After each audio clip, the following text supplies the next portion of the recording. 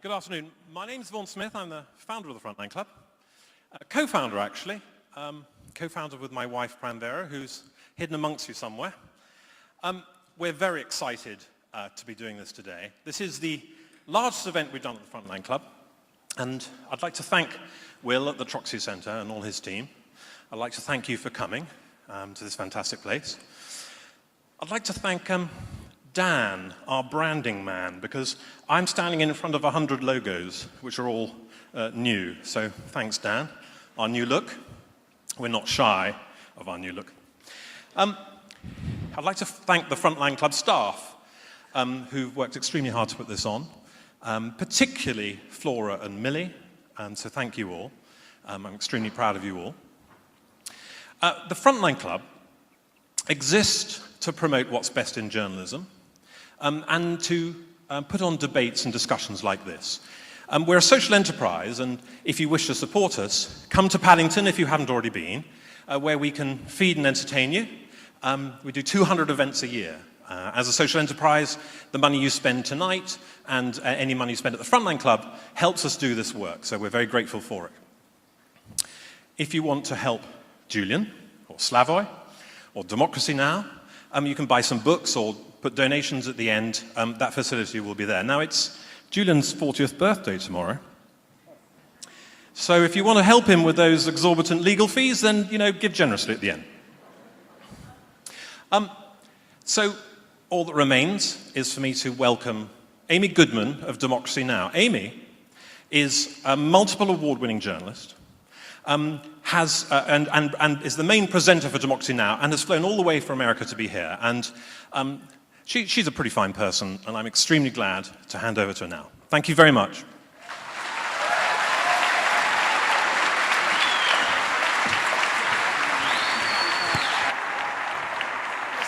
Yeah, it's fine.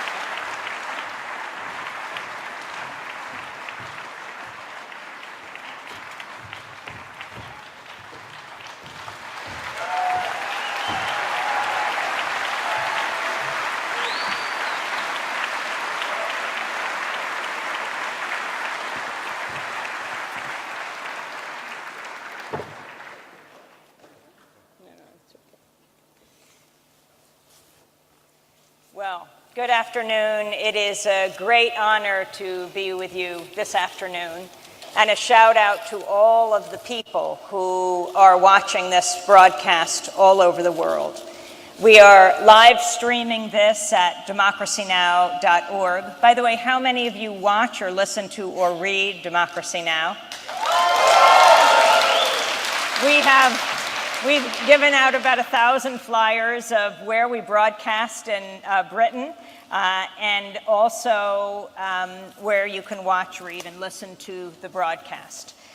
We're also live streaming. We've offered the embed for anyone to take to put on their website.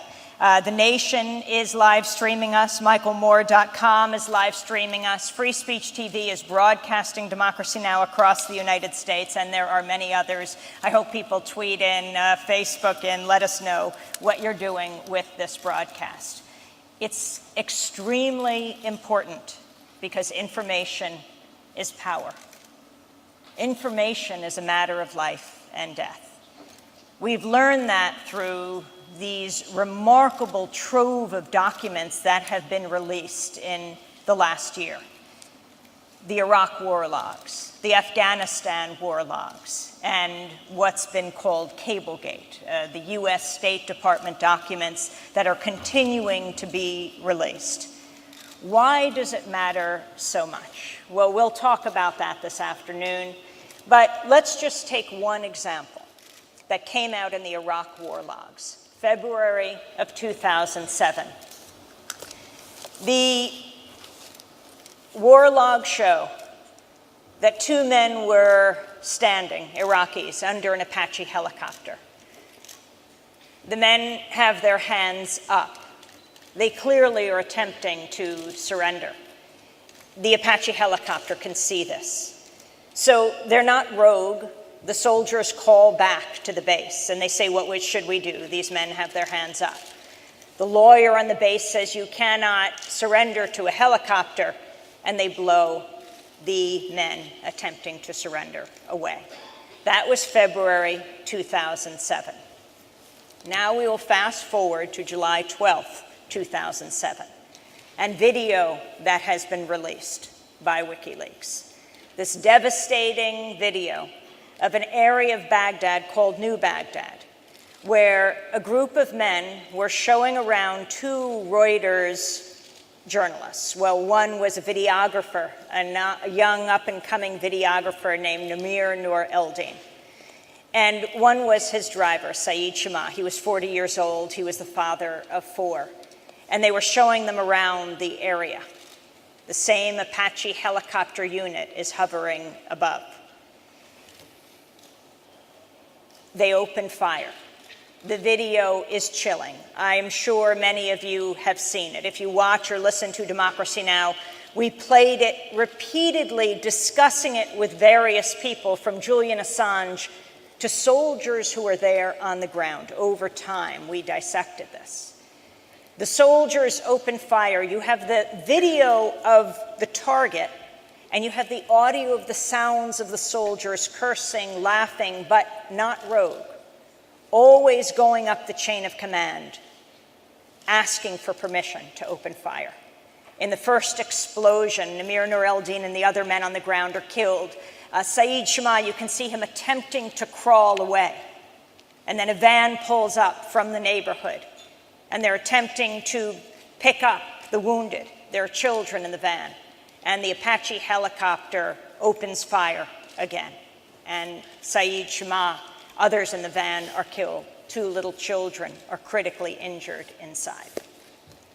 Now, I dare say that if we had seen what came out in the Iraq war logs in February of 2007, if we had learned the story at the time after it happened of the men with their hands up trying to surrender, there would have been an outcry. People are good. People care. People are compassionate. They would have called for an investigation. Perhaps one would have begun. But it might well have saved the lives of so many. Certainly, months later, perhaps that same Apache helicopter unit under investigation would not have done what it did. And maybe Namir Nur Eldin, the young Reuters videographer, and his driver, Saeed Shama, not to mention the other men who were killed and the kids critically injured. None of that would have happened to them. That's why information matters. It is important we know what is done in our name. And today we're going to talk about this new age of information. We're joined by 2 people many of you know well. Earlier, I asked a young man who had come to the gathering why he had traveled so far. He said, "Are you kidding, to be with 2 of the most dangerous people?" Well, the National Review calls Slovenian philosopher Slavoj Zizek the most dangerous political philosopher in the West, and the New York Times says he's the Elvis of cultural theory. Slavoj Zizek has written over 50 books on philosophy, psychoanalysis, theology, history, and political theory. His latest book, Living in the End Times. And we'll talk about what he thinks and talks about around the world. Now, we're joined by another man who has published perhaps more than anyone in the world. In fact, he wrote a book on the underground computer information age called Underground, the International Computer Underground. But with the Iraq war logs, the Afghanistan war logs, now the US government cables that have yet to be fully released, I would say that Julian Assange is perhaps the most widely published person on Earth. Today we're going to have a conversation about information. And I'd like to ask Julian to begin by going back to that moment in 2007 as we talk about the Iraq war logs, and talk about the significance of them for you and why you've chosen to release this information.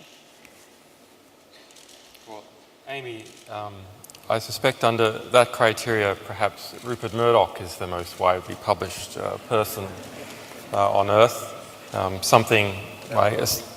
People say that Australia has given two people to the world, Rupert Murdoch and me, that are fairly big in publishing.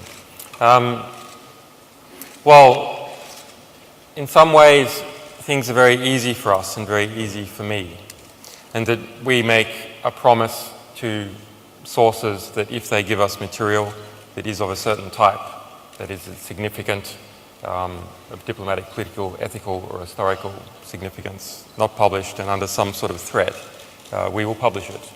And that actually is enough.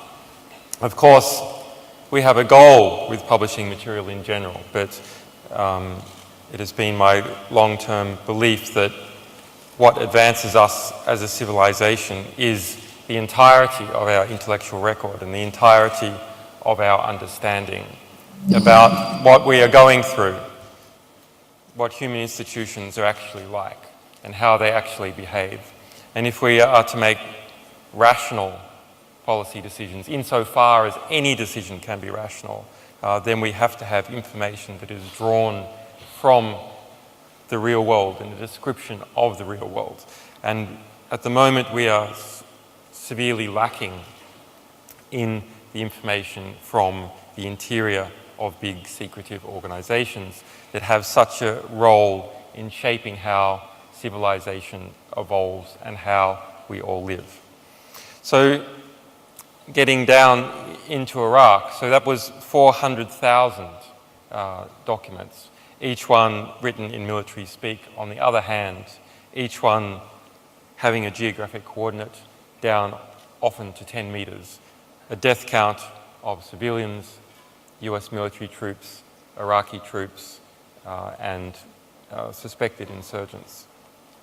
So it was the first, the largest, because we also did the Afghan war logs, the largest history of a war, the most detailed, significant history of a war to have ever been published, probably at all, but definitely during the course of a war. And so it provided a picture of the everyday squalor of war, from children being killed at roadside blocks to over 1,000 people being handed over to the Iraqi police for torture, to the reality of close air support and how modern military combat is done, linking up with other information such as this video that we discovered of the men surrendering, being attacked.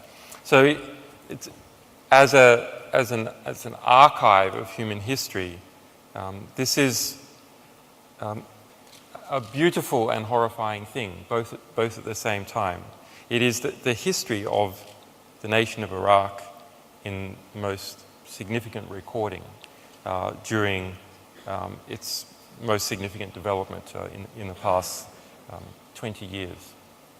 And while we always see newspaper stories revealing and personalizing some, if we're lucky, some individual event or some individual family dying, this provides the broad scope of the entire war and all the individual events, over the details of over 104,000 deaths. And we work together to statistically analyze this, and with various groups around the world, such as Iraq Body Count, who became the specialist in this area, and lawyers here in the UK who represented Iraqi refugees, to pull out the stories of 15,000 Iraqi civilians, labelled as civilians by the US military, who were killed, who were never before reported in the Iraqi press, never before reported in the US press or in the world press, even in aggregate, even saying today 1,000 people died, not reported in any manner whatsoever. And you just think about that. 15,000 people whose deaths were recorded by the US military but were completely unknown to the rest of the world. That's a very significant thing. And compare that to the 3,000 people who died in 9/11, and imagine the significance for Iraqis. So that is something that, that we specialize in, and that I like to do, and I've always tried to do, is to go from the small to the large, not just by abstraction or by analogy, but actually by encompassing all of it together, and then trying to look at it and abstract through mathematics or statistics. And so to try and push both of these things at the same time, the individual relationship plus the state relationship plus the relationship that has to do with civilization as a whole. Slavoj Zizek, the importance of WikiLeaks today in the world. Well, to answer properly this question, it's just you can withdraw and give me 2 hours, no, but I will try to condense it. First, let me say also how proud I am to be here, and let me mention something which maybe most of you don't know, that how difficult even it was to organize this event. Yeah. Like, it had to be moved 2 times out and more out from central London, and so on. So again, what I want to say is, let me begin with the significance of what you, Amy, started with, these shots. I mean, not shooting, but video shots of those Apache helicopters shooting on. You know why this is important? Because the way ideology functions today, it's not so much that, let's not be naive, that people didn't know about it. But I think the way those in powers manipulate it, yes, we all know dirty things are being done, but you are being informed about this obliquely in such a way that basically you are able to ignore it. And can I make a terrible, maybe sexual offensive, but not dirty, don't be afraid, remark? You know, like a husband, sorry for male chauvinist twist, a husband may know abstractly my wife is cheating on me, and you can accept, okay, I'm a modern, tolerant husband, but you know, when you get the photo of your wife doing things, it's quite a different thing. And it's, I would say, with all respect, something similar. It's very important because the same, no, I'm not dreaming here. The same thing I remembered happened, I think, about 2 years ago in Serbia. You know, people rationally accept that we did horrible things in Srebrenica and so on, but you know, it was just abstract knowledge. Then, by chance, all the honor to Serb media who published this, they got hold of a video effectively showing a group of Serbs pushing to an edge and shooting a couple of Bosnian prisoners. And the effect was a total shock, national shock, although, again, strictly seeing, nobody learned anything new. So here, so that I don't get lost, if you allow me just a little bit more, here we should see the significance of WikiLeaks. Many of my friends who are skeptical about it are telling me, so what did we really learn? Isn't it clear that every power, in order to function, you have collateral damage, you have to have a certain discretion, what you say, what you don't say. But to conclude, I will propose a formula of what WikiLeaks is doing, and it's extremely important. Of course, I'm not a utopian. Neither me nor Julian believes in this kind of a pseudo-radical openness. Everything should be clear and so on. But what are we dealing with here? Another example from cinema, very short, Ernst Lubitsch Ninochka. You find there a wonderful joke where, I think towards the beginning of the film, the hero enters a cafeteria and says, can I get some coffee with cream, please? And the waiter answers him, sorry, we ran out of cream, we only have milk, so can I serve you with coffee without milk? That's the trick here. Like, when we learn something from the media, like, if I may repeat the metaphor, they behave as if they are serving coffee with cream. That is to say, of course, we all know they are not telling the entire truth. But you know, that's the trick of ideology. Even if they don't lie directly, the implications, the unsaid is a lie. And you bring this out. You are not so much putting them, catching them as they put it with their pens down, lying on behalf of what they explicitly say, but precisely on behalf of what they are implying. And I think this is an absolutely crucial mechanism in ideology. It doesn't only matter what you say, it matters what you imply to say and so on. So just to make the last point, I think that are we aware at what an important moment we are living today? On the one hand, as you said, information is crucial and so on. We all know that it's crucial even economically. I claim that one of maybe the main reasons capitalism will get into crisis is intellectual property. In the long term, it simply cannot deal with it. But what I'm saying is just take the phenomenon that media are trying to get us enthusiastic for. Clouds, like, you know, computers getting smaller and smaller and all is done for you up there in a cloud. Okay, but the problem is that clouds are not up there in clouds. They are controlled and so on. For example, you rely on, maybe you have an iPhone, but you mentioned Murdoch. No, was mentioned here. Do you know, it's good to know if you rely on your news through iPhone or whatever, that Apple signed an exclusive agreement with Murdoch. Murdoch's corporation as, again, the exclusive provider of entire news and so on and so on. This is the danger today. It's no longer this clear distinction, private space, public space. The public space itself gets, as it were, privatized in a whole series of invisible ways, like the model of it being clouds. Which is why, and again, this involves new modes of censorship. I repeat this. That's why you shouldn't be tricked when you say, but what really did we learn new? Maybe we learned nothing new, but you know, it's the same as in that beautiful old Andersen's fairy tale, the emperor is naked. The emperor is naked. We may all know that the emperor is naked, but the moment somebody publicly says the emperor is naked, everything changes. This is why, even if we learned nothing new, but we did learn many new things, but even if nothing learned, the forum matters. So don't confuse Julian and his gang, in a good sense, not the way they accuse you. Don't confuse them with this usual bourgeois heroism, fight investigative journalism, free flow, and so on. You are doing something much more radical.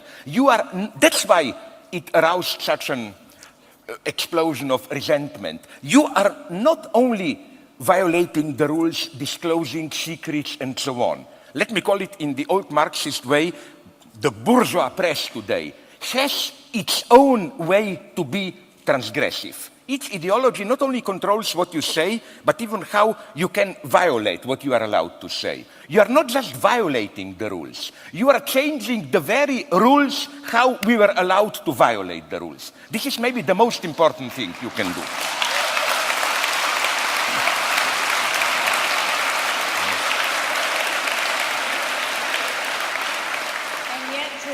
Even as you were releasing information in all different ways, you then turned to the very gatekeepers who, in some cases, had kept back this information, and you worked with the mainstream media throughout the world in releasing various documents. Talk about that experience and that level of cooperation and what has happened after that.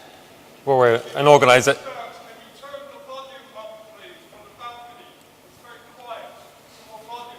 Volume for the balcony.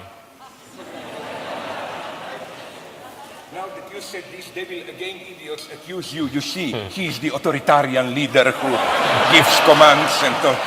I'm not saying this is not true. I think this is the only way to really keep things going.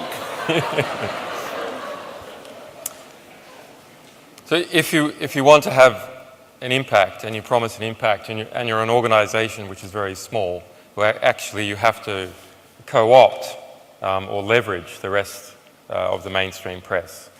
So under our model of how you make an impact and how you get people to do things that you wouldn't have been otherwise able to do, unless you have an army that can physically go someplace and panzer divisions that can roll over, the only way that you can easily make an impact is push information about the world to many, many people across the world. And so the mainstream press has developed expertise in how to do that. And it is competition also for people's attention. So if we had had several $billion to spend on advertising across the world, even if we could get our ads placed, we wouldn't easily be able to have made the same impact that we did. And we don't have that kind of money.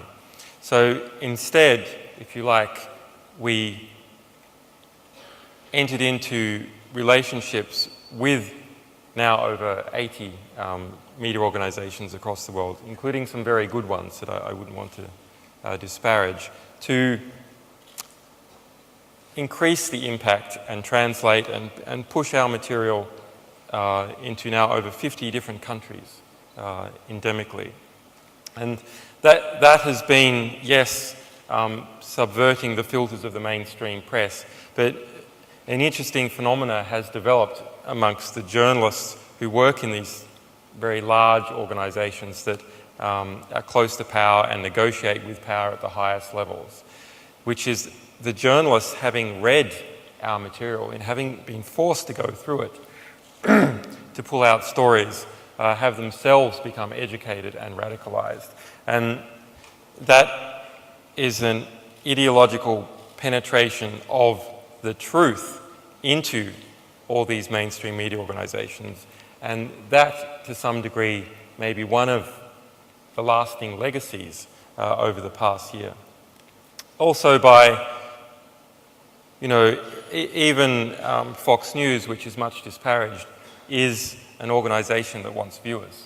It cannot do anything else without viewers. So it will try and push news content. So, for example, with Collateral Murder, CNN showed only the first few seconds and they blanked out all the bullets going onto the street, completely blanked it out, and said that they did so out of respect for the families of the people who were killed. Well, there was no blood, there was no gore, and then they cut out all the most politically salient points, and the families had come forward and said it was very important for us to know that. They had already seen it. But Fox actually displayed the first killing scene in full. It's quite interesting. So Fox, not perceiving itself to be amenable to the threat of it not acting in a moral way, actually gave people more of the truth than CNN did. And so Fox, also motivated to grab in a hungry way as greater audience share as possible, took this content and gave it to more people. Now afterwards, of course, they put in their commentators to talk against it. But I think the truth that we got out of Fox, it was often stronger than the truth that we got out of CNN. And similarly, for many institutions in the media that we think of as liberal. And perhaps Slavoj would like to speak about that. I cannot emphasize enough, first I treated you not as an idiot out of politeness, but then I'm more and more forced to admit that you really are not an idiot. Sorry for this, It happens. No, because seriously, what you said now is extremely important. With all the respect I have for, and I don't mean this in any way ironically, honest liberals who really believe people should be informed and so on. But there are limits in their very mode how they function, so we should ruthlessly, not in an unethical way, but nonetheless ruthlessly use, as you pointed out in this difference between CNN and Fox, every window of opportunity here. And let me add another example from a totally different domain, but from fiction, cinema, TV series, which I think reproduces the same duality. We have the usual Hollywood left, all this all this to raise our spirit, left liberal pseudo-Hollywood Marxism thrillers like Pelican's Brief, All the President's Men, which may appear very critical, like, oh my God, the president himself is corrupted, connected to certain corporation and so on. But nonetheless, this is ideology. Why? Because why do you exit the movie theater in such high spirits after seeing, I don't know, all the and so on? Because the message is nonetheless, look what a great country we are. An ordinary guy can topple the mightiest man in the world, and so on and so on. On the other hand, let me take an equivalent in TV program of Fox News, which would have been, please don't take me for being crazy, 24. Yeah, Jack Bauer and all that. The last season of 24, I watched it with pleasure, is for me, my God, again, as you approach it the way you approach those shots, it's for me much more consequential in criticism. You get Jack Bauer, who is in total despair, his whole world crumbles down, he has to admit this way, what he tried to do in previous seasons of playing this role of somebody should do the dirty job, torture the prisoners, I will do it. He says, no, I cannot live with it, it has to come public. His liberal counterpart, called Ellison Taylor, the president, also steps down. You know what's the true message of it? The message is simply within the existing ethico-political coordinates. You are just stuck into a deadlock, there is no way.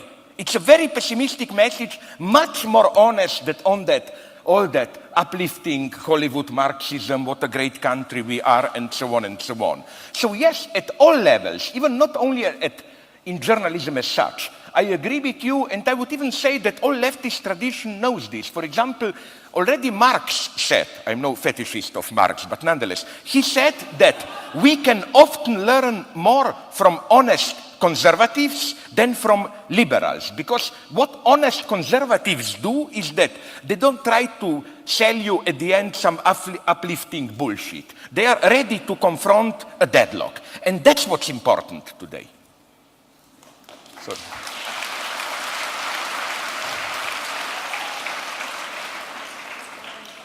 I don't want to look distracted looking down, but I wanted to get these quotes accurate, so I have them on my phone. Nothing threatening, I just hear it bad. Yes. Newt Gingrich, the former Speaker of the House in the United States, said Julian Assange is engaged in warfare, information terrorism, which leads to people getting killed, is terrorism, and Julian Assange is engaged in terrorism. He should be treated as an enemy combatant, and WikiLeaks should be closed down permanently and decisively. Bill Keller of the New York Times said arrogant, thin-skinned, conspiratorial. Judith Miller, who often wrote or co-wrote articles that appeared on the front page of the New York Times, alleging weapons of mass destruction without named sources, said Julian Assange isn't a good journalist, didn't care at all about attempting to verify the information he was putting out or determine whether or not it would hurt anyone. Joe Biden, the Vice President of the United States, said Julian Assange is a high-tech terrorist. Congressmember Peter King of New York called for Assange to be charged under the Espionage Act and asked whether WikiLeaks can be designated a terrorist organization. Not to just focus on the US, Tom Flanagan, a former aide to the Canadian Prime Minister, has called for Assange's assassination. And former Alaska Governor Sarah Palin called... That's an interesting person. I first heard about her. Called you, Julian, an anti-American operative with blood on your hands. Can you respond to these charges?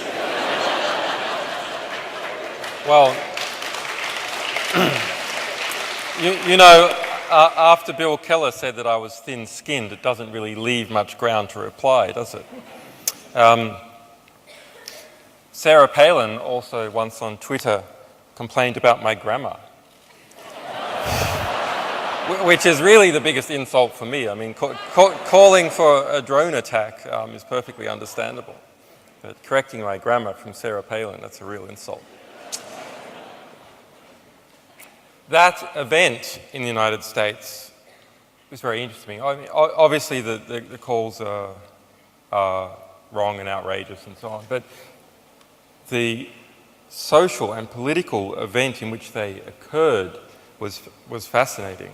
So within a few months, we saw a new McCarthyist hysteria arise within the United States in December and January.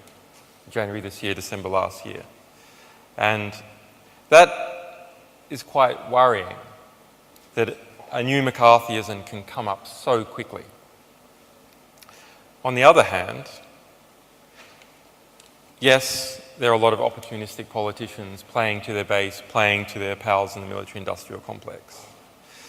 On the other hand, you know, power that is completely unaccountable is silent.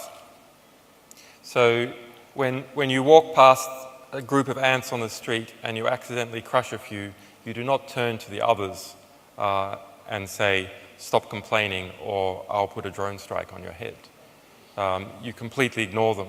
And that is what happens to power that's in a very dominant position. It does not even bother to respond. It doesn't flinch for an instant. And yet we saw all these figures in the United States coming out and speaking very aggressively.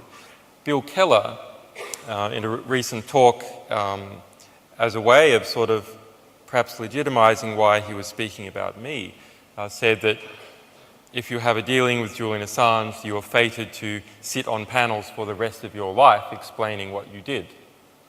But actually, no, that's a choice by Bill Keller, a choice to go around and try and twist history and whitewash history and adjust history on a constant basis. Why? Why expend the energy doing that? Why not just knock off another front page of the New York Times? Because actually these people are frightened of the true part of history coming up and coming forth. So I see this as a very positive sign. And I've stated before that we should always see censorship actually as a very positive sign, and the attempts towards censorship as a sign that the society is not yet completely sewn up, not yet completely fiscalized, but still has some political dimension to it, i.e. what people believe and think and feel and the words that they listen to actually matters. Because in some areas it doesn't matter. And in the United States, actually, most of the time, it doesn't matter what you say. We manage to speak and give information at such volume and of such intensity that people actually were forced to respond. It is rare that they are forced to respond. So I think this is one of the first positive symptoms I've seen from the United States in a while, that actually if you speak at this level, the cage can be rattled a bit and people can be forced to respond. In China, the censorship is much more aggressive, which to me is a very hopeful symptom for China, that it is still a political society, even though it is fiscalizing, even though everything has been sewn up in contractual relationships and banking relationships as time has gone by. At the moment, the Chinese government and Public Security Bureau are actually scared of what people think. Can I just add something? Again, I hate myself because I wanted, what is that movie called? There Will Be Blood, no?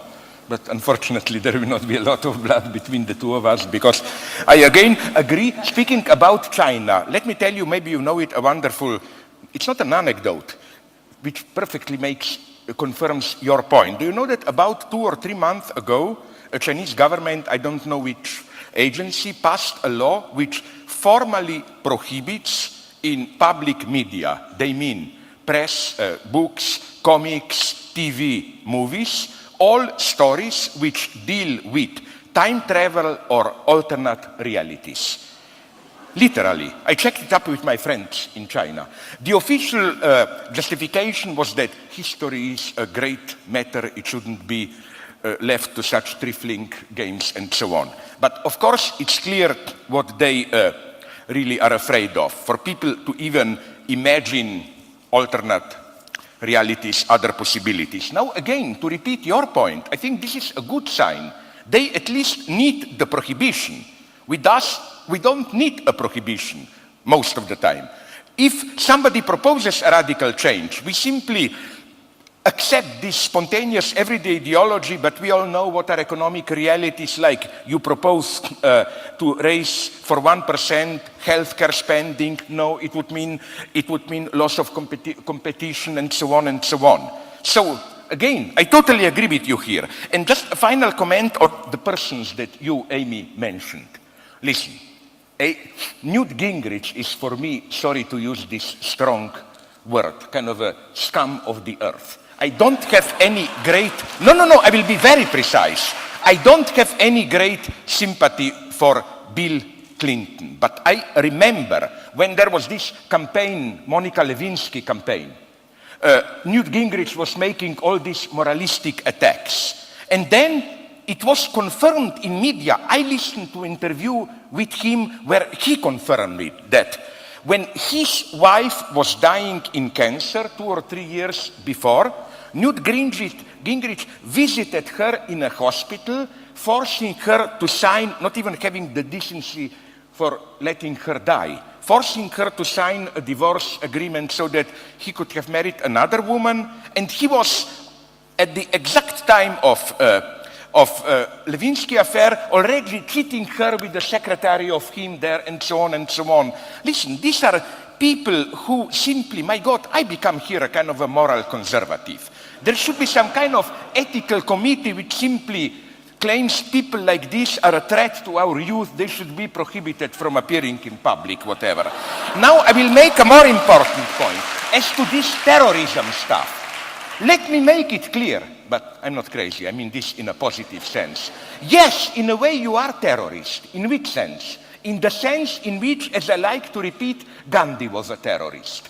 What you are doing, let's face the facts. It's not just something that can be swallowed. Oh look, all the interesting news in the newspapers. Here, this is happening. There, Slavoj Zizek is dating Lady Gaga. And here,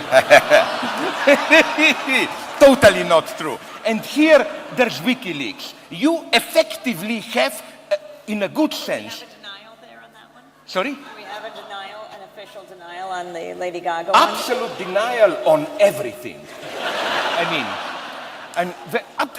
Everything. I didn't even listen to not even one of her songs and so on. My God, I listened to Schubert and Schumann songs. I'm sorry, I'm a conservative. I don't know, her representative was not that defiant. They just said no comment. My friends were telling me the same. You stupid, you should have said no comments and then you will enjoy much more glory and so on. Okay, let's go on. No, I have a more serious point to make. But what does this mean? Of course, in which sense was Gandhi a terrorist? He effectively tried to interrupt the normal functioning of the British state in India. And of course, you are trying to interrupt the normal, which is very oppressive, functioning of the information circulation and so on. But the way we should answer to this point, I claim, is simply by another, I repeat myself here, I know, endless paraphrase of that wonderful line from Brecht's Beggar's Opera. What is robbing a bank compared to founding a new bank?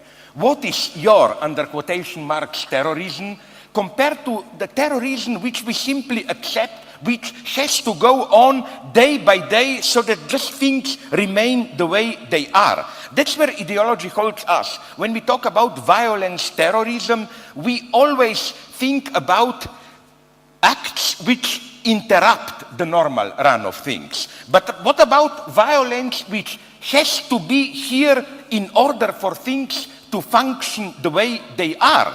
So I think I'm very skeptical about it, we should use, in my provocative spirit, I'm tempted to, the term terrorism. It's strictly a reaction to a much stronger terrorism which is here. So again, instead of engaging in this moralistic game, oh no, he's a good guy, like Stalinists said about Lenin, you like small children, you play with cats, you wouldn't, as Norman Bates says in Psycho, you wouldn't hurt even a fly.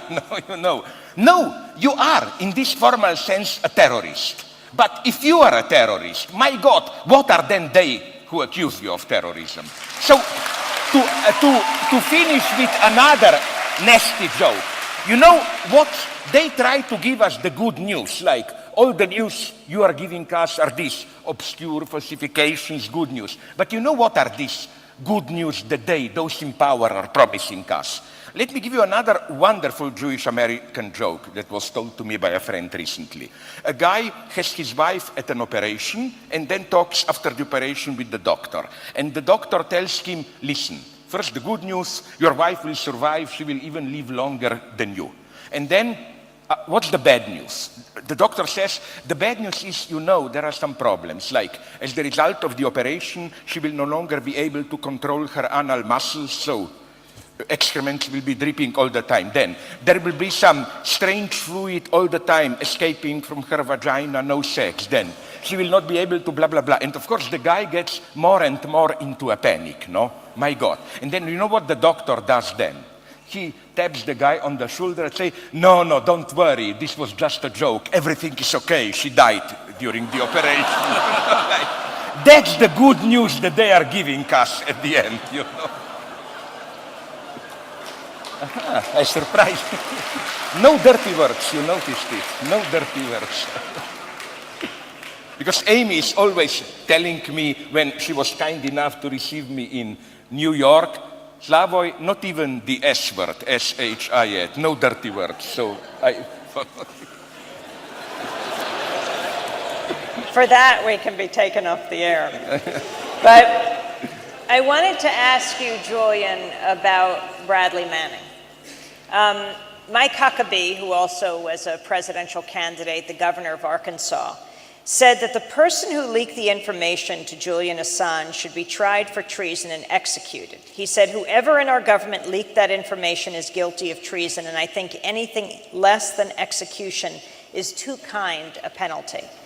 Bradley Manning is a young US soldier who is in Iraq, has been held for more than a year, much of that time in solitary confinement in Quantico in Virginia. It was exposed that his treatment was tantamount to torture. P.J. Crowley, the White House, the State Department spokesperson, spoke to a group of bloggers at MIT and said his treatment is stupid. For that, he was forced out of the State Department. Bradley Manning was then moved to Fort Leavenworth because of the outcry. But he remains in prison. He remains not tried. What are your comments on him? First of all, Amy, thanks for asking this question, but it is difficult for me to speak in detail about that case. But I can speak about why it is difficult for me to speak about it. So, Bradley Manning is an alleged source of WikiLeaks who was detained in Baghdad, and then, although there was very little, no mainstream press publicity at the time, shipped off to Kuwait, where he was, if you like, held in an extrajudicial circumstance in Kuwait in a similar manner to which detainees are held in Guantanamo Bay. Eventually, through some creative legal methods, he was brought back to the United States, and he's been in prison now for over a year. He was being kept in Quantico for 8 months under extremely adverse conditions. Quantico is not meant for long-term prisoners. Other prisoners, the maximum duration over the past year has been 3 months. And people that have been visiting Bradley Manning say, and we have other sources who say that they were applying those conditions to him because they wanted him to confess that he was involved in a conspiracy to commit espionage against the United States with me.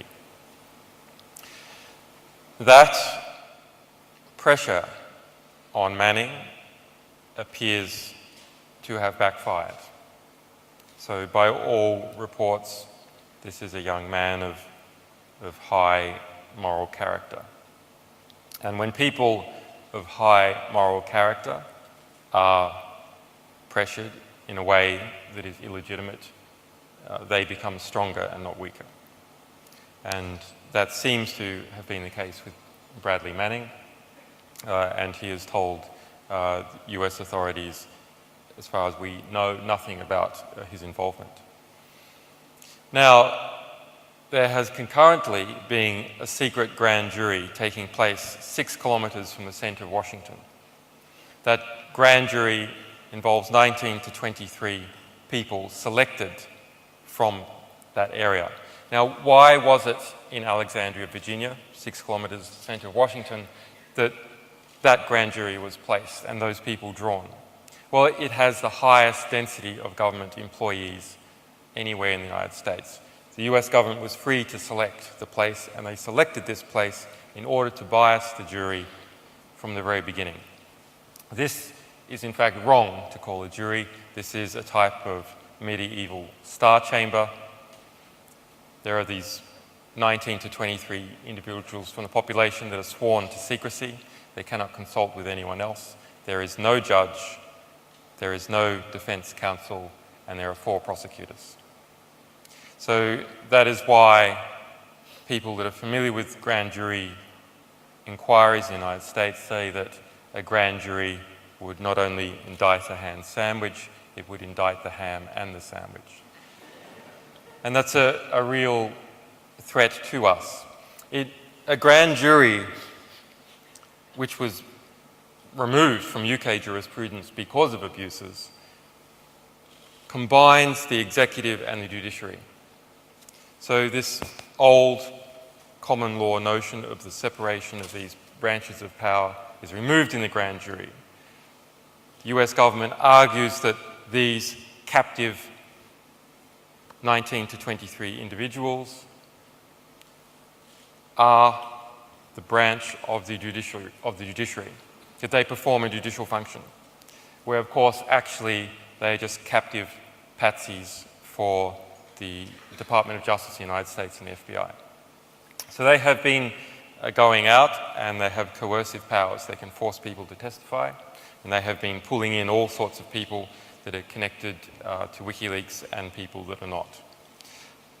They have recently, a number of individuals that have been pulled to the grand jury understand what is going on, and they have refused to testify and have pleaded the First Amendment, Third Amendment, and the Fifth Amendment, protection against self-incrimination to, well, I'm not sure the purpose, I don't have direct communication, but from the outside it appears to nullify that political witch hunt in the United States against us. Now, in response, the grand jury has been instructed to send out immunity certificates. So these are certificates that go to subpoenaed individuals that say that if you come to the grand jury to testify, your testimony cannot be used against you, and therefore you have no right to plead the Fifth. What this means in practice is coerced, compulsive interrogation in secret with no defense counsel. There's not even lawyers for the subpoenaed witnesses are permitted into the grand jury. It is just the prosecutors and these people from six kilometres away from centre of Washington. That's something that should be opposed. There's another grand jury that has sprung up in the United States and is investigating anti-war activists engaged in the same sort of witch hunt. So these are really a classical device that was looked at very critically in the UK 400 years ago. And the result in the UK is this concept that if justice is to be done, it must be done publicly. And that has been a concept that is waylaid. It's interesting why or how it has been waylaid. So that on the surface, this device of, well, you want the police to have an investigation. The executive says it wants to conduct an investigation into some group of people. Well, we get people from the community, 19 to 23 people from the community, and they monitor the investigation. They make sure it's not overstepping and so on. But actually, this has been turned on its head and used as a way to completely subvert the judicial system in the United States. Your comments, No, first, again, I would like to say that crucial are the terms that I think you both mentioned, all this extra-legal space, unlawful combatants, and so on and so on.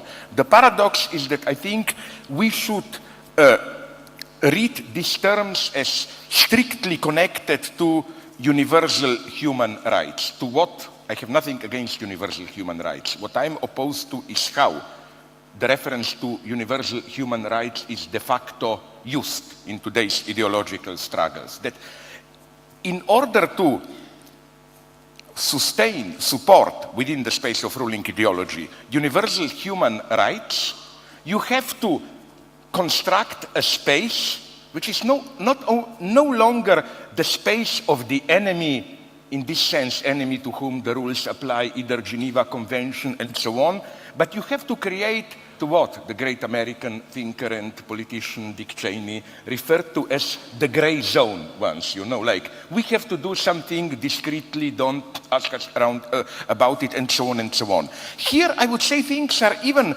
more complex than it may appear, because what I find really terrifying is that concepts like unlawful combatants are becoming legal categories. Now, I'm not a utopian here. Let me be, and I will maybe shock some of you, brutally open.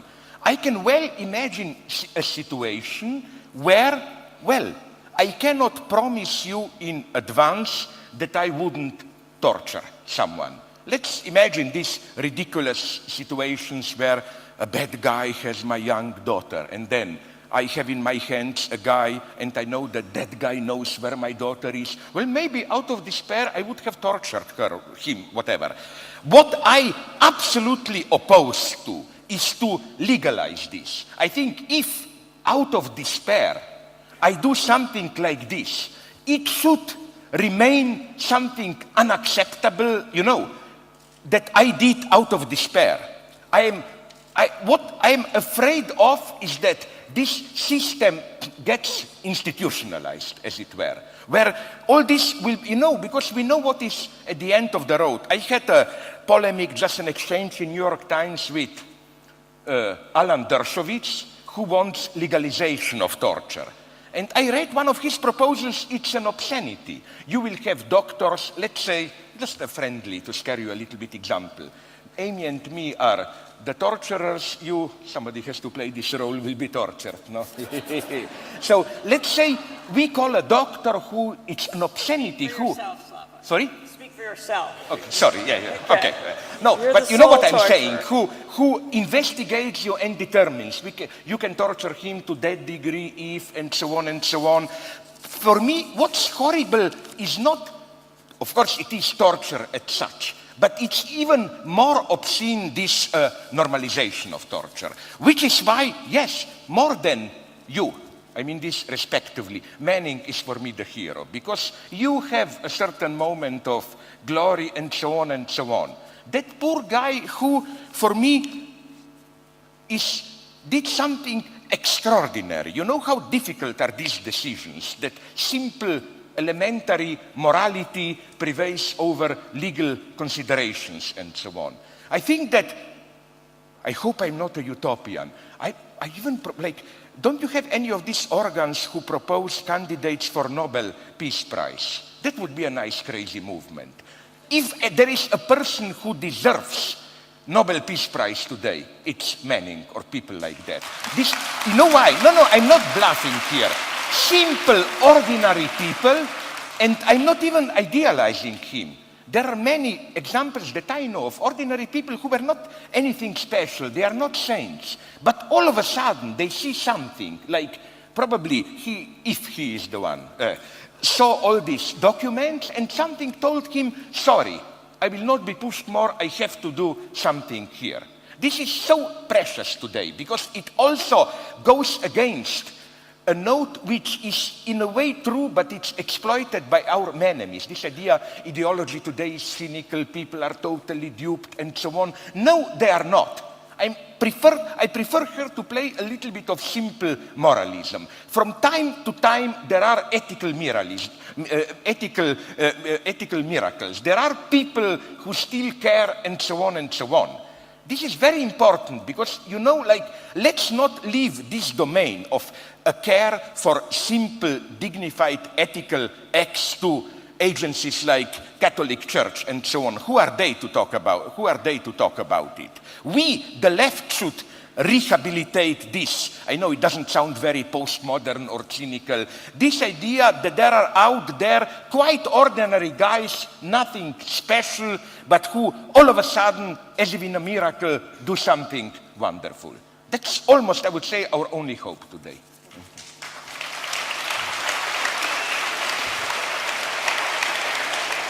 Sorry for that example. Don't be too mad. Speaking on that, one of the difficulties for alleged sources, and actually we have another one in prison which has received very little recognition, which is the case of Rudolf Elmer, who's in prison in Switzerland for allegedly revealing secret bank information. There's no trace to us, but that is the allegation that has been investigated, is that if they put up their hands and say, yes, yes, it was me, it makes it very easy to defend them in a moral way.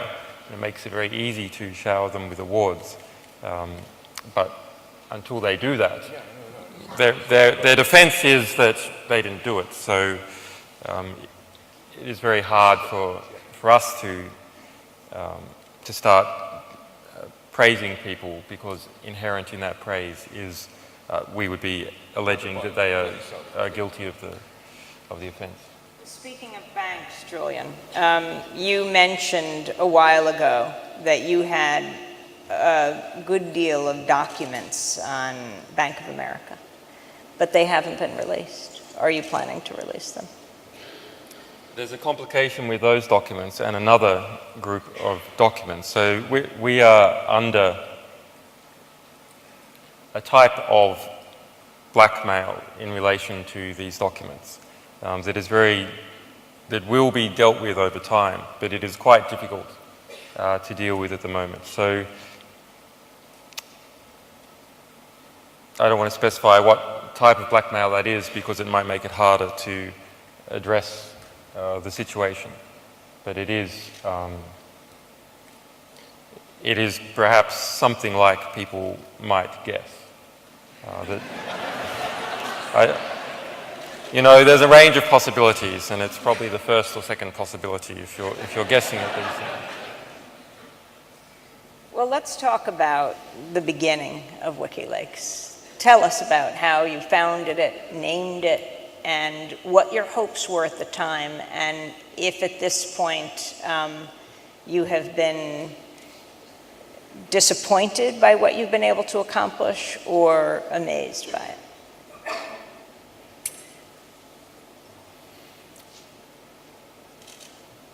WikiLeaks, how it started.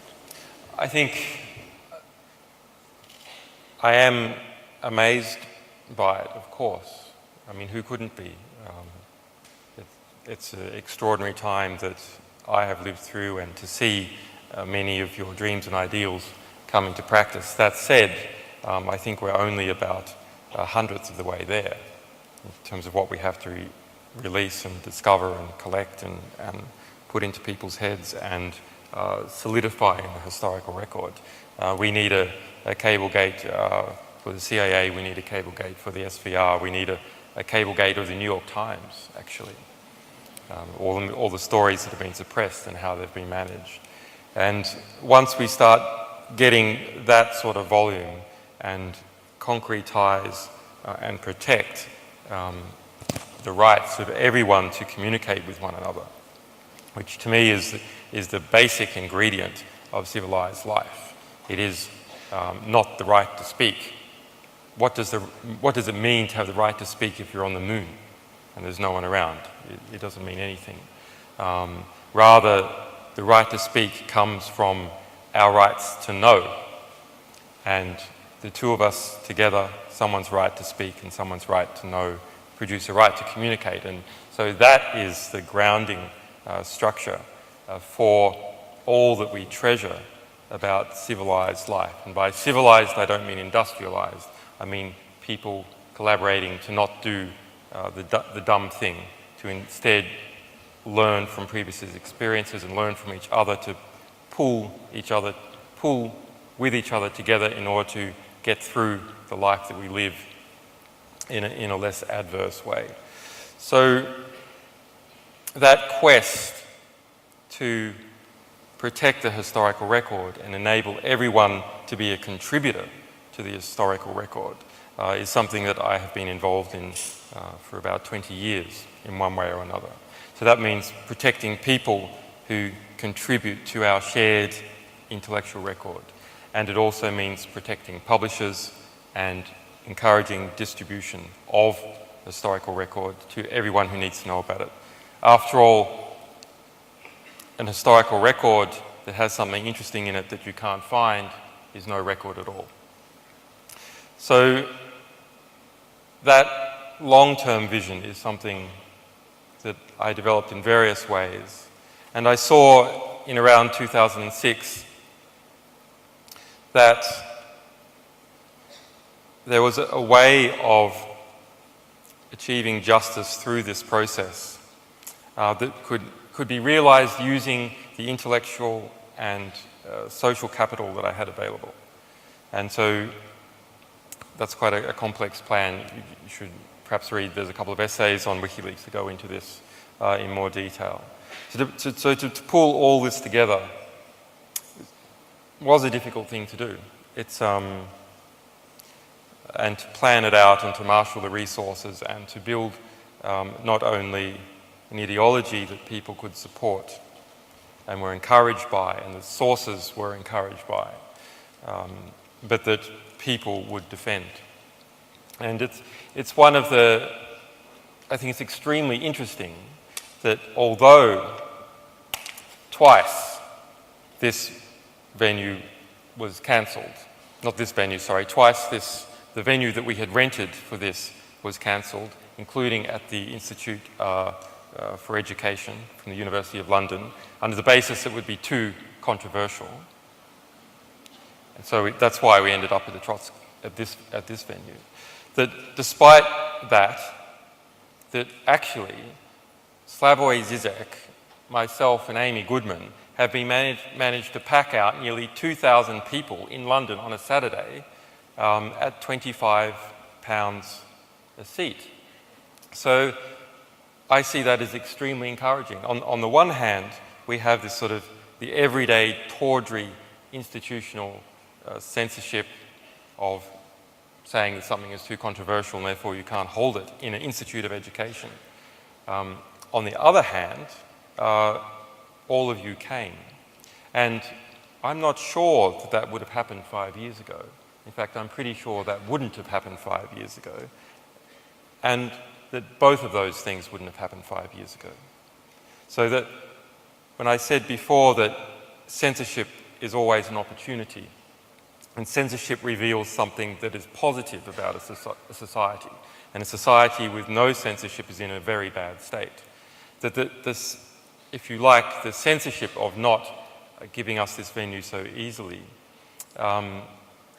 is also related to why you're all here. It is the other side of the coin, that people are worried that change is possible, and you're here because you think that change is possible, and you're probably right. So that's been a very interesting journey to see that. And I thought I was pretty cynical and worldly 5 years ago. And of course, I was simply a very young and naive fool in retrospect. And learning how to, from being within inside the center of the storm, I have learnt, no, not just about the structure of government, not just about how power flows in many governments around the world that we've dealt with, but rather how history is shaped and distorted by the media. And I think the distortion by the media of history, of all the things that we should know so we can collaborate together as a civilization, is the worst thing. It is our single greatest impediment to advancement. But it's changing. We are routing around media that is close to power in all sorts of ways. But it's not a foregone conclusion, which is what makes this time so interesting, that we can wrest the internet and we can wrest the various communications mechanisms we have with each other into the values of the new generation that has been educated by the internet, has been educated outside of that mainstream media distortion. And all those young people are becoming important within institutions. So maybe this is something I'll speak about with you later, Amy, but I do want to talk about what it means when institutions, the most powerful institutions, from the CIA to News Corporation, are all organized using computer programmers, using system administrators, using technical young people. What does that mean when all those technical young people adopt a certain value system and that they are in an institution where they do not agree with the value system, and yet actually their hands are on the machinery? Because there has been moments in the past like that. And though it is those technical young people who are the most internet educated and have the greatest ability to receive the new values that are being spread and the new information and facts about reality that are being spread outside mainstream media distortions.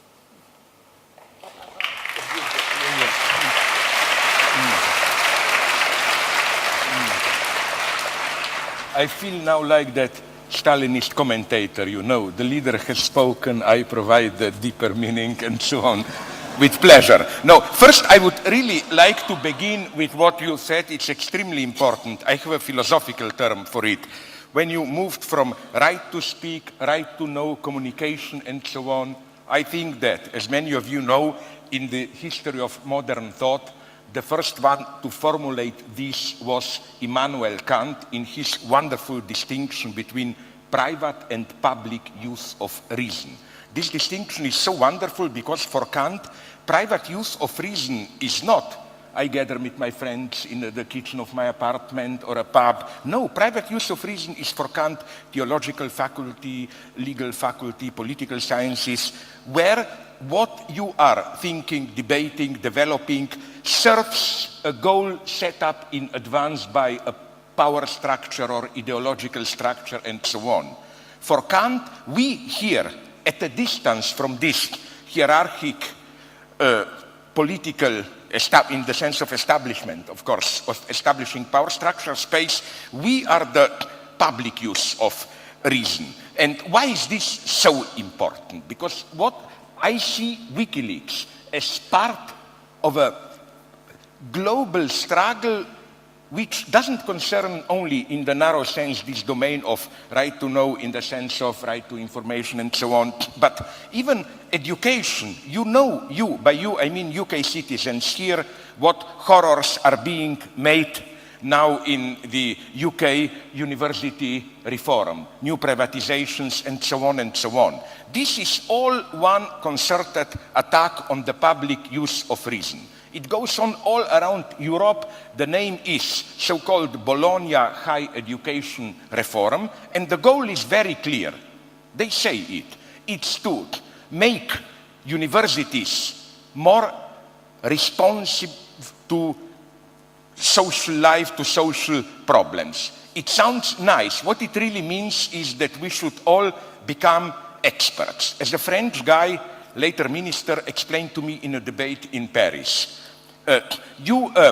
For example, cars are burning in Paris suburbs. What we need is psychologists who will tell us how to control the crowd, urbanists who will tell us how to restructure the streets so that the crowd is easy to break up or whatever. Like, we should be here as a kind of ideological or specialist serviceman to resolve problems formulated by others. I think this is the end of intellectual life as we know it.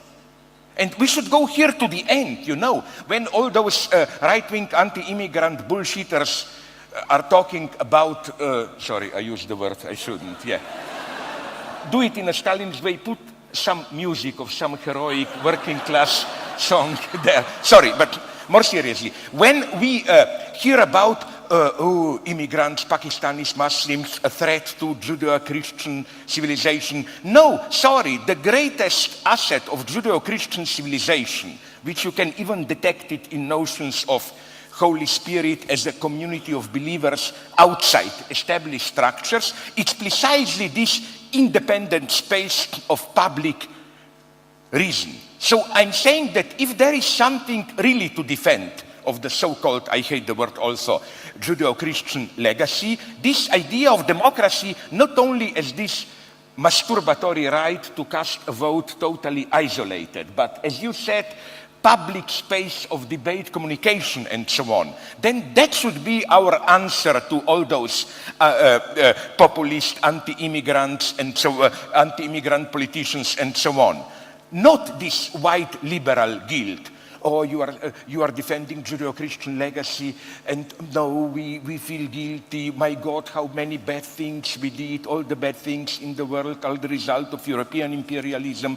Okay, maybe, but what we should say to them is, who are you to even speak about Judeo-Christian legacy? This university reform today in UK, this is the greatest threat to Judeo-Christian legacy and so on. Anti-immigrants, they are the nightmare. Imagine Le Pen in power in France and so on. That's the end of Europe for me in the sense of what is progressive in Europe. So again, this is for me part of a much larger struggle, which especially with the problems today, ecological problems, for example, it is so crucial. Let me give you an example which I think is so beautifully clear. Recently, and that's why I would also like to ask you, if I may, through you, like, you and China, not you, WikiLeaks and China, because Chinese people will pay such a price for precisely the oppression of public space of reason. Where? My Chinese friends told me this. In China now, a month or two ago, even the government admitted the catastrophic ecological consequences of those 3 gorges dam. You know, it's the greatest artificial lake in the world, for 250 miles, 400 kilometers long. Now the government, admitted that the problem is this one. That lake is just above some subterranean faults which they move when there is an earthquake. So they admitted that the big, you remember 3 years ago or when, the big Sichuan or where earthquake was, if not triggered, definitely rendered much stronger because of this. And this is not along the lines of what you must have some proverb like, you know, after the battle everyone can be the wise general.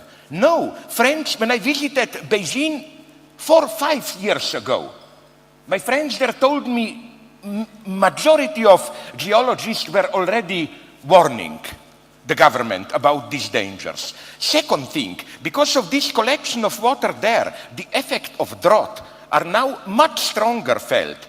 Point 2, because the water is too low, the whole, you know that the Yellow River is the main transportation line venue in China, and the traffic there is practically stopped, and so on and so on. All this is the end of public reason. So now, just to conclude, just one more thing. Nonetheless, this is not a critical point towards you, but a point to clarify what WikiLeaks can do. We should not fetishize truth as such. We live in times of incredible ideological investments, of times when ideology is very strong, precisely because it's not even experienced as ideology, and what can happen? Let me tell you a story from Israel, my friends told me there. Some 5-6 years ago, one of their historians wrote a more truthful account, you know, of how also in the independence 48-49 war, the Israeli army did burn some Palestinian villages and so on and so on, a more balanced view. And first, all the leftist critics had a kind of intellectual orgasm, oh, wonderful, and so on. And then they got a shock of lifetime when this guy said, no, no, no, but I meant that was necessary to do. We should have done it even more. The line of this guy was, we should have thrown all the Palestinians from the West Bank and we wouldn't have any problems today. So, you know what I'm trying to say? That I disagree not with you, but for example, with another person for whom I have respect, Noam Chomsky. A friend of mine told me that Chomsky told him recently at lunch they had together in New York that today all the obscenities are so clear that we don't need any critique of ideology, we just need to tell to people the truth. No. Truth must be contextualized in the sense of what does it justify, what does it say, what does it deny, and so on and so on. So to really conclude, this would have been my point about WikiLeaks, that you are not just simply telling the truth. You are telling the truth in a very precise way of confronting explicit line of justification, rationalization, or whatever, the public discourse with its implicit presuppositions. It's not just about telling the truth. And this is very important. Why? Now I conclude, don't be afraid. Because you know this wonderful Marx Brothers joke, which I think serves perfectly as a model of today's ideology. Why? Because, like, if you have listened to someone like, you know, that failed businessman who then ruined the American army as a defense minister, Donald Rumsfeld called, no? No, I read the biography of him, they prove it conclusively that, my God, he was even a very stupid bad manager when he was, it's a total myth that he was a business genius. But okay, to the point, when, basically his cynical line about Iraq, when it was discovered that there were no weapons of mass destruction and so on, was that, okay, we were lying, but we were lying in a truthful way with a good intention. We manipulated you, but this was part of a larger strategy and so on.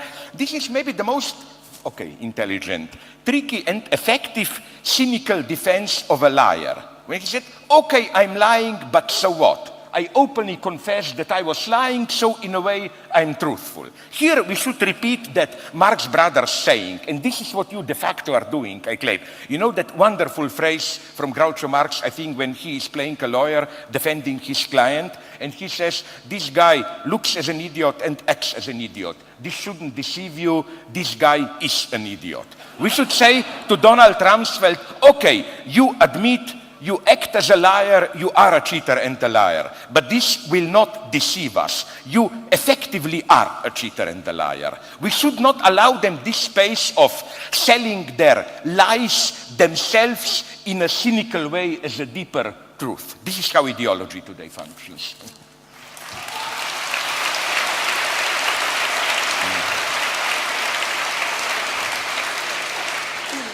Julian Assange, I wanted to ask you about the Arab Spring and about what you see as WikiLeaks' role in what started in Tunisia, onto Egypt, we're seeing in Bahrain, Yemen, Syria, Libya. What role did WikiLeaks play? It's hard to disentangle, but the story that we have back from people who were in Egypt and from the newspaper Al-Akhbar, one of the great newspapers publishing in the Middle East out of Lebanon. You lived in Egypt for a time. I lived in Egypt during 2007, so I am familiar with the Mubarak regime and the tensions within the Egyptian environment. Actually, I was staying at that time in a rather unusual circumstance where I was staying in Miss Egypt's house. And Miss Egypt's house, other than having paintings of Miss Egypt all throughout, was clustered right between the US Embassy and the British High Commission, with a van outside filled with 24 soldiers in front of my front door. And so for the sort of work we were doing, this seemed to be the sort of the ultimate cover, if you like, to be right nested amongst this. But, you know, Egypt's a very interesting place. At that time, you didn't feel, in most areas of Cairo, the presence of a dictatorship. In fact, if you look out on the streets, men go to work, they go to the cafes to have shisha in the afternoon, the pigeon boys come out onto the roof, and there's weddings on a Saturday and a Sunday. And in fact, the economic basis and the technological basis to Cairo seemed pretty much the same as London, if you compare it to Australian Aboriginals. So, to my mind, actually, if we say that it is democracy that rules and manages the United States, or it is democracy, electoral democracy, that manages and rules London, this is completely ridiculous. Because when we look at countries that are dictatorships, or soft dictatorships, as in case of Egypt, the day-to-day life and the technological activities and the patterns of behaviour for most people are exactly the same. But it's when you stray into those areas of Egypt and areas of Cairo where the Interior Ministry is or where the Foreign Ministry is, that the level of paranoia and fear and the number of people guarding with submachine guns and so on increases. At that time, there was around 20,000 political prisoners of different types in Egypt. So, but remember, Egypt has a population of around 80 million. So this is always something that I am aware of when you have an intelligentsia that writes and writes about its problems, because this is the mirror image of the problem we now have with the mainstream press, which is writers always write to their own favour and their own considerations and their own self-interests. So a country which can go from a position of not treating writers well to treating writers well and not treating everyone else well. By writers, I mean people who have ability to project a voice. So for those 20,000 political prisoners in Egypt, they could gain no traction in the Western press. And yet others, such as in Iran, we hear about all the time. It's very interesting that Egypt was perceived to be a strong ally of Israel and a strong ally of the United States in that region. And so all the human rights abuses and political abuses that were occurring every day in Egypt simply did not get traction. And there was one moment where, rather actually unusual for Egypt, but perhaps a sign of the cleverness that came to be represented in the Arab Spring, where these 20,000 prisoners started a strike demanding conjugal rights, demanding that their wives be permitted to visit them in prison for sex. And then got some prominent muftis to come out and say, look, it's bad enough that these people are political agitators, let alone homosexual political agitators. And that is then something that was picked up by the Western press, because it had this extra salacious flavour. And so that was some of my experiences with Egypt when I lived there. Later on, when we worked on Cablegate, we selected our French partner, Le Monde, in order to get the cables into into French because we knew that they would have an effect in Francophone Africa. Also, cables were published in early December by Al-Akbar in Arabic from Lebanon and also Al-Masi Al-Yum in Egypt. Although the material that was published in Egypt back in December under Mubarak was pretty soft because of the threats that that newspaper was under. But Al-Masi Al-Yum pushed hard, and there was a number of critical cables came out about the Tunisian regime and about Ben Ali. Now, of course, the argument that has often been used, including, for example, in the electoral result that we're involved in Kenya in 2007, is you just tell the people what's going on, and then they'll be angry about it and they'll oppose it. But actually, the real situation is much more rich and interesting than that. Rather, yes, the demos knows, the population starts to know, and they start to know in a way that's undeniable. And they also start to know that the United States knows. The United States can't deny what was going on inside Tunisia. And then the elites within the country and without the country also know what is going on and know they can't deny. So a situation developed where it was not possible for the United States to support the Ben Ali regime and intervene in a revolution in Tunisia in the way that it might have. Similarly, it was not possible for France to support Ben Ali or other partners in the same way that they might have been able to. Also, in our strategy in dealing with this region and our survival strategy for Cablegate was to overwhelm. That is, we have Saudi Arabia, for example, propping up a number of states in the Middle East, in fact invading Bahrain even to do this. But when these states have problems of their own to deal with and political crises of their own to deal with, they turn inwards and they can't be involved in this prop-up. So Cablegate as a whole caused these elites that prop each other up into region within the Arab-speaking countries and between Europe and these countries and between the United States and these countries to have to deal with their own political crises and not spend time giving intelligence briefings on activists or sending in the SAS or other support. And activists within Tunisia saw this very quickly. I think they started to see an opportunity. And that information, our site, a number of WikiLeaks sites, were then immediately banned by the Tunisian government. Al-Akbar was banned by the Tunisian government. A hacker attack was launched on Al-Akbar. Many were launched on us, but we'd come to defend against them. Al-Akbar was taken down. Their whole newspaper was redirected to a Saudi sex site. Believe it or not, there is such a thing as a Saudi sex site.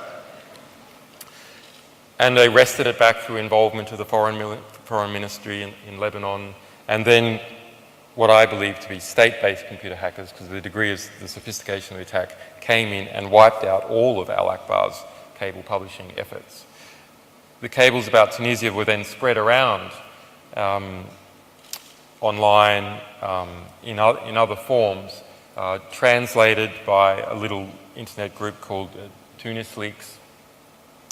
And so presented a number of different facets, a sort of that everyone could see and no one could deny that the Ben Ali regime was fundamentally corrupt. It's not that the people there didn't know it before, but it became undeniable to everyone, including the United States. And that the United States, or at least the State Department, could be read that if it came down to supporting the army or Ben Ali, they would probably support the army, the military class, rather than the political class. So that gave activists and the army a belief that they could possibly pull it off. But this wasn't enough. So all that was intellectual and was making a difference and was stirring things up in Tunisia. And then you had this action by a 26-year-old computer technician who who self-immolated in December 16 last year, and was hospitalized and died on January 4th. And that, taking a sort of intellectual frustration and irritation and hunger for change and undeniability to an emotional, physical act on the street, is then what changed the equation. But there's other things that are sort of a more systemic issue that was gradually breeding up, which is you had aging rulers in the Middle East whose regimes to that extent were becoming weaker, and that the intellectual management of them was decreasing. You also had the rise of satellite TV, and the decision by Al Jazeera staff to film and broadcast protest scenes in the street. So most revolutions kick off in a crowd situation like this one, where everyone can, all the time the regime is saying, this voice is an outcast voice. This is a minority. This is not popular opinion.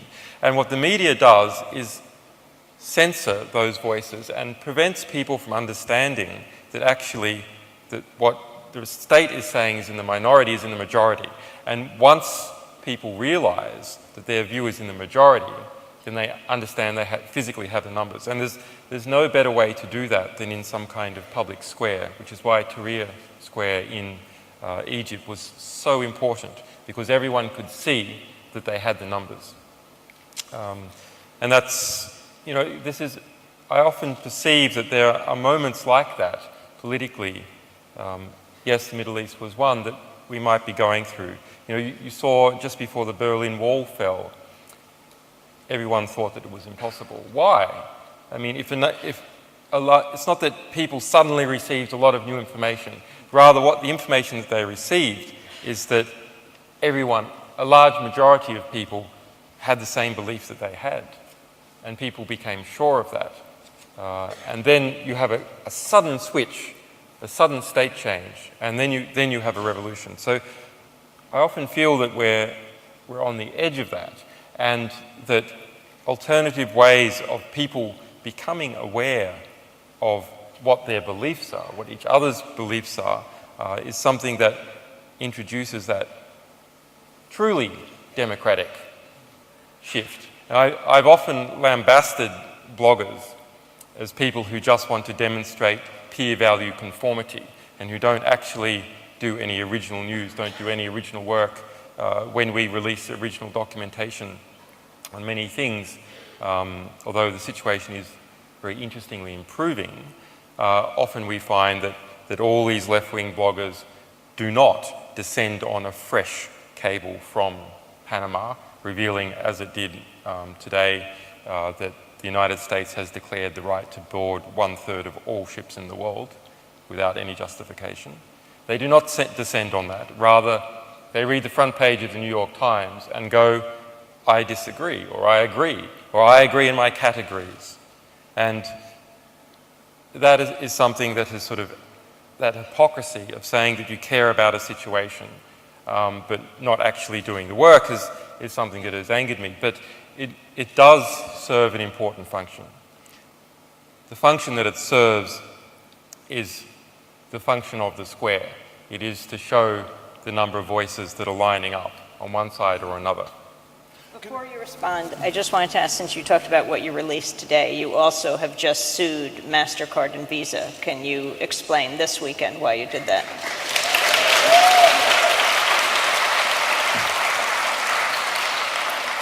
Well, when Daniel Ellsberg released the Pentagon Papers, actually I spoke to Daniel Ellsberg last night, told me an incredible story about that, but did you know the New York Times had 1,000 pages of the Pentagon Papers 1 month before Daniel Ellsberg gave the Pentagon Papers to the New York Times. Fresh news. Amazing stuff. Yeah, I'll leave that aside. Sorry, what was the question? Oh, yes, the MasterCard. So, when Daniel Ellsberg released the Pentagon Papers, did they suddenly change things? Actually, Nixon was re-elected after Daniel Ellsberg released the Pentagon Papers. The Vietnam War didn't stop. The information was very important in all sorts of ways, and its importance over time was very important.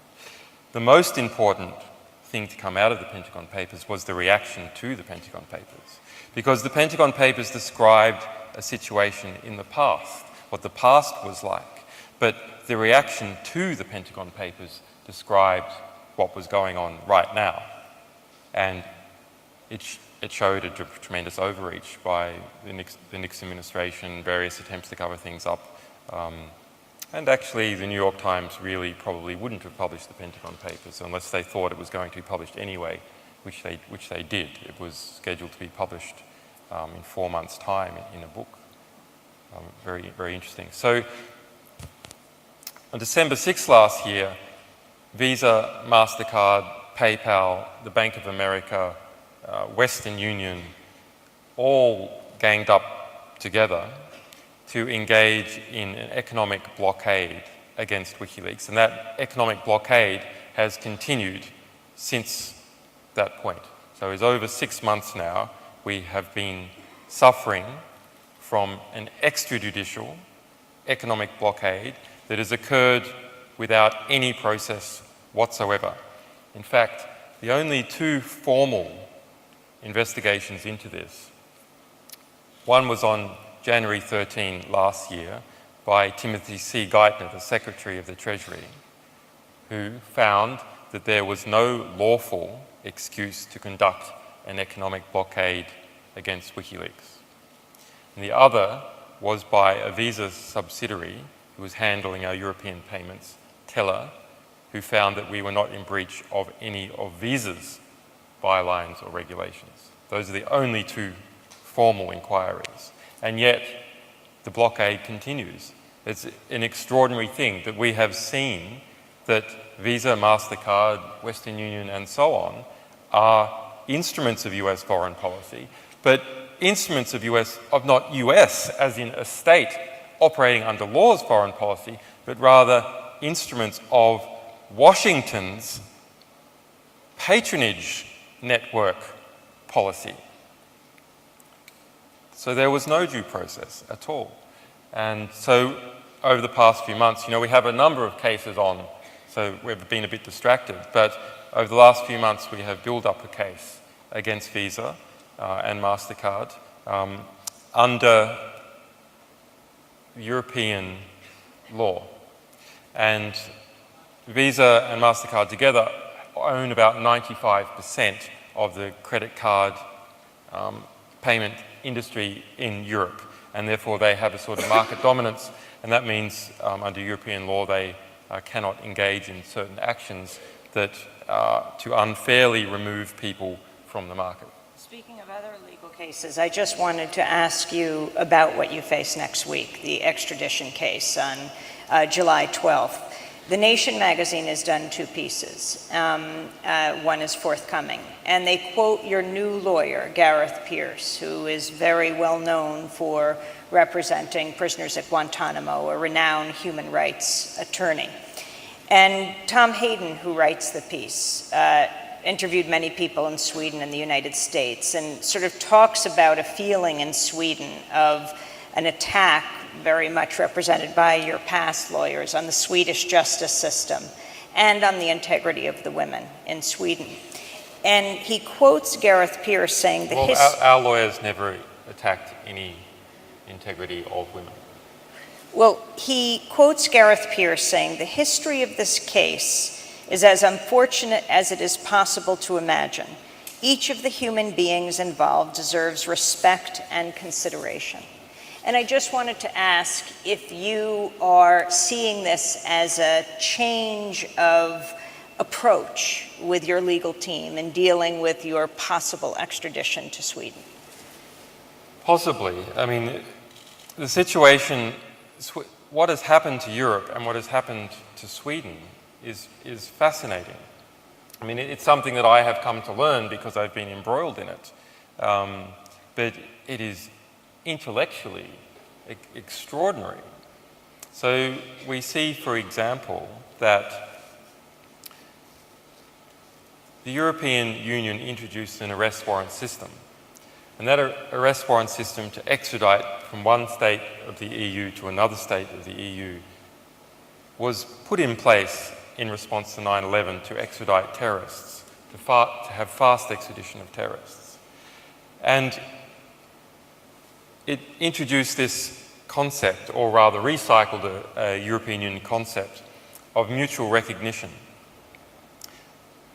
This is sort of a very feel-good phrase that one state in the EU mutually recognises another state in the EU, and that sunk down into mutual recognition between one court in the EU to another court in the EU. But actually what it seems to be talking about, if you think about it, given the reality that 3 people a day are extradited from this country to the rest of Europe, is a mutual recognition of the elite in each country in the EU. It is a method of being at peace.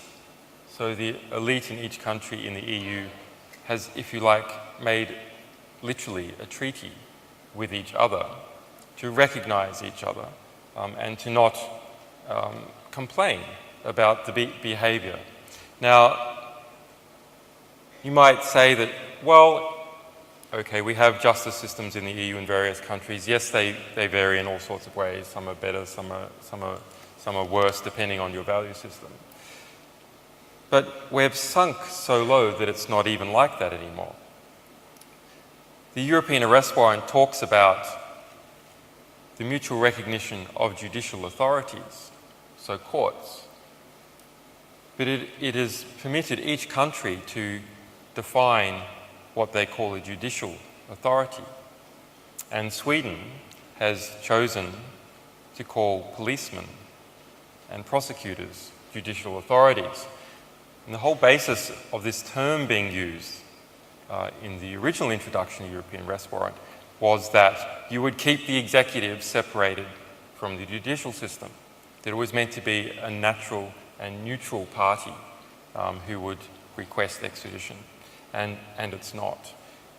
So there are many things like this that are going on in that case. I haven't been charged. So is it right to extradite someone to a state where they do not speak the language, where they do not have family, they do not know the lawyers, they do not know the legal system, if you don't even have enough evidence to charge them? You won't even come over, as we have offered many times, to speak to the people concerned. So previous complaints about these sort of problems have led to some inquiries in Sweden. For instance, the biggest Swedish law magazine that goes out to all the lawyers had a survey on this, and 1/3 of the lawyers responding said that yes, that these complaints about the Swedish judicial system, they truly are a problem. On the other hand, it has also engendered a situation where the Swedish Prime Minister and the Swedish Justice Minister have personally attacked me and said, the Swedish Prime Minister said that I had been charged to the Swedish public when I hadn't been. So it is a delicate situation. Because the Sweden we have now is not the Sweden of Olof Palme in the 1970s.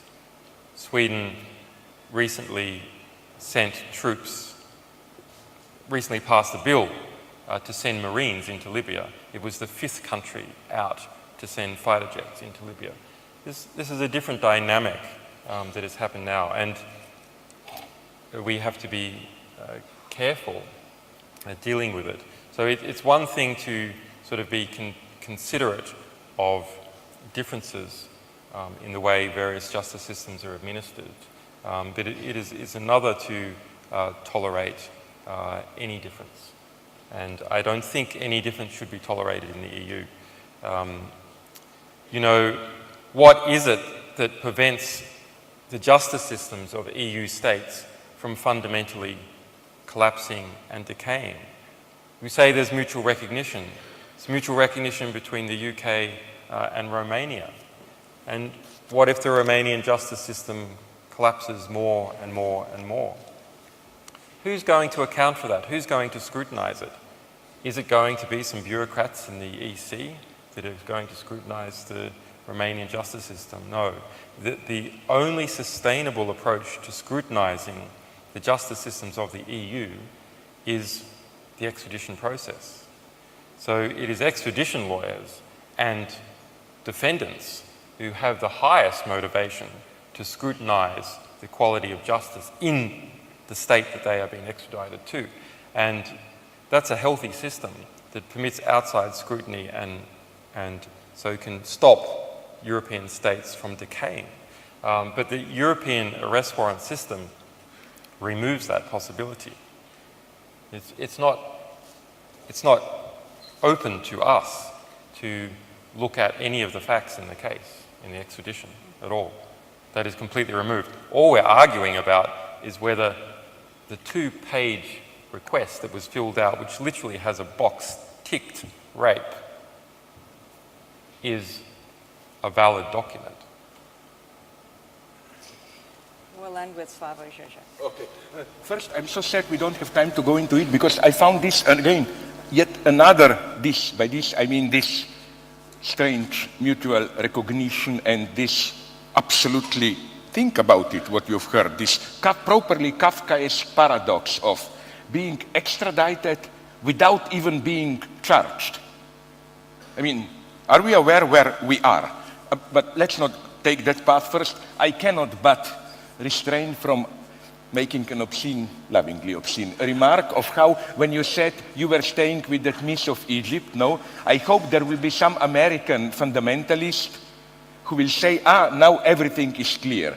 There you were seduced by that Miss who was really Al-Qaeda agent and then you were turned into a terrorist agent through her to do your terrorist activity. Now things are clear now. Okay, so let's go on with more. 1 minute to go. Okay, yeah, but 1 minute in this broader Christian sense where time is eternity and so on. Very briefly, first, that also those Palestinian papers that kind of you triggered the movement. I wonder if you agree. I've read them. What made me so depressive is that my liberal Israeli friends were telling me all the time, listen, we admit it, we are doing bad thing on the West Bank, but you cannot negotiate if they bomb you, like. Let's just, and if you, of course, examined Gaza, on the West Bank, there was practically total peace the last 5, 6, even more years. The image you get from these papers is that there was an incredible compromising spirit from the Palestinian side, offering them practically entire Jerusalem and so on. And it was absolutely clear that it's Israel which is not interested in peace. Second, just a couple of points. Second point, I think it's so important the exact words you use, which make my point, which confirm my point, namely how undeniable they could no longer deny it and so on. That's important.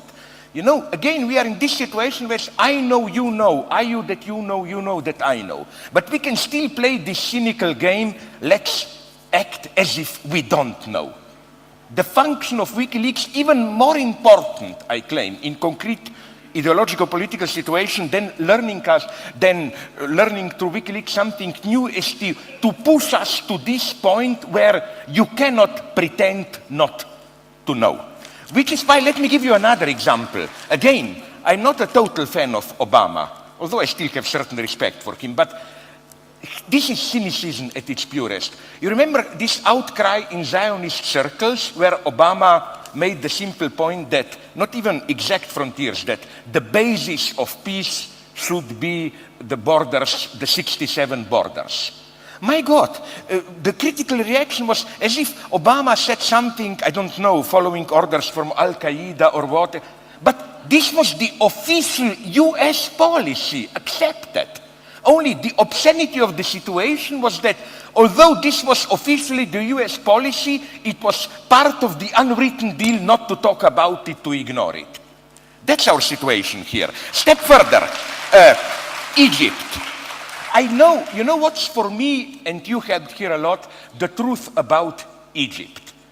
We Western Europeans had this normal, spontaneous, racist attitude. No, we would love to see a secular democratic movement in Arab countries. Unfortunately, all they can do is some stupid anti-Semitic, fundamentalist, nationalist, whatever outburst. Now, officially, we got exactly what we wanted.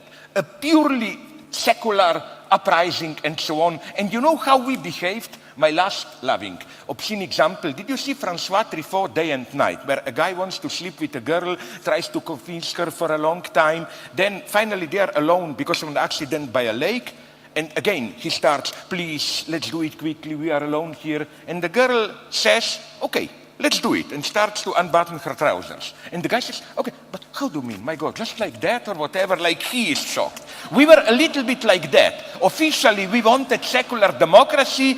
The Egyptians said, okay, I put down my trousers, here you have your stupid secular democracy, and you cannot get it just like that. This was such a clear example of hypocrisy. Now, really to finish, maybe the most important thing, what you already said, I think, Amy, I think maybe this is one of the ways, if we are approaching the end, to conclude it. Even if you ignore WikiLeaks, it changed the entire field. It's again, even at the level of publishing, spreading informations, you pushed things in a very formal way to a point of undeniability. Nobody can pretend that WikiLeaks didn't happen.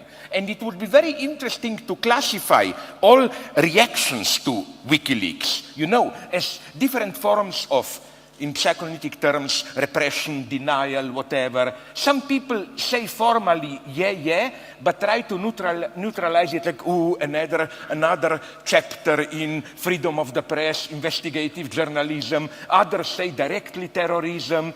I wonder, the approach I would have followed if I were to be on the other side would have been something like, it's basically a good thing, it's just misused by some extremists, you know. And then you kind of say, precisely to save the safe core of, good core of WikiLeaks. So what I'm saying is that, again, to conclude, don't worry, this is the moment of truth. WikiLeaks is an event, not only because of what it is as in itself, but because nobody can ignore it, it changed the entire field. The point is not to allow to be re-normalized, to remain faithful to it. Just a note.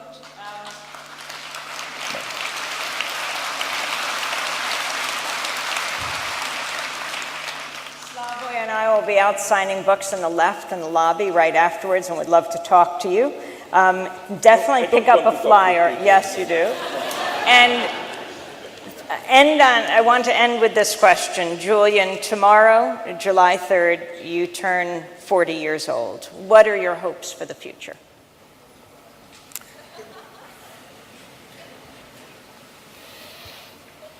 Well, there's the big future, there's the deep future that one can long for. That is a future where we are all able to freely communicate our hopes and dreams, factual information about the world with each other, and the historical record is an item that is completely sacrosanct, that would never be changed, never be modified, never be deleted, and that we will steer a course away from Orwell's dictum of he who controls the present controls the past. So that is something that is my lifelong quest to do. And from that, justice flows, because most of us have an instinct for justice, and most of us are reasonably intelligent. And if we can communicate with each other, organise, not be oppressed, and know what's going on, then pretty much the rest falls out. So that is my big hope. In the short term, it is that my staff stop hassling me to tell me to go. What I wish you to all the best is another even more beautiful Miss Egypt.